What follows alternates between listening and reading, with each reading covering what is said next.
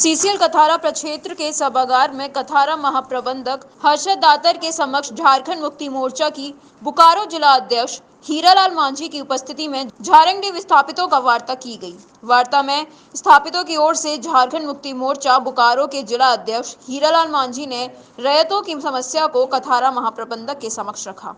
वहीं समस्याओं को सुनते ही कथारा जीएम ने कहा कि सीसीएल प्रबंधन विस्थापितों का पूरा ध्यान रखा है, आगे भी रखेगा, लेकिन ये भी कहा कि कभी भी कोई भी ऐसा कार्य ना करें जिससे उत्पादन में बुरा असर पड़े। जी, आज जरंडी कॉलोनी में जो खदान है उस खदान से माल डंपिंग को लेकर के हमारे पास रैयत आए थे और हम लोगों ने जीएम साहब से बात भी की।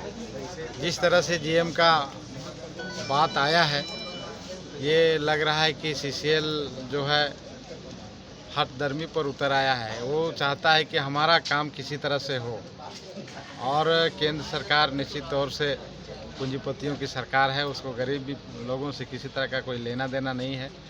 आज जिस तरह से सीसीएल आउटसोर्सिंग में काम करवा रहा है, ये रैयतों के लिए बहुत दुर्भाग्य की बात है। उसका ज़मीन गया है नहीं गया है, सीसीएल अधिग्रहण किया है कि नहीं किया है, लेकिन सीसीएल का है कि अब किसी तरह हमको वहाँ से प्रोडक्शन करना है। ये उचित नहीं है। मुझे लगता है कि इसमें प्रबंधक को अच्छे तरह से समझ करके रैयतों से बात करके आगे काम करने की ज़रूरत है। अगर इस तरह से नहीं करता है तो हम लोग झारखंड मुक्ति मोर्चा निश्चित तौर से रैयतों के साथ खड़े हैं। जैसा रैयत निर्णय लेगा उसके साथ हम लोग उनको सहयोग, चूँकि राज्य में झारखंड मुक्ति मोर्चा की नेतृत्व की सरकार है और हमेशा से दलित, शोषित, पीड़ित लोगों का झारखंड मुक्ति मोर्चा ने आवाज़ उठाते रहा है और हम आज सरकार में भी हैं तो निश्चित तौर से उसकी बातों को हम सुनने का काम करेंगे।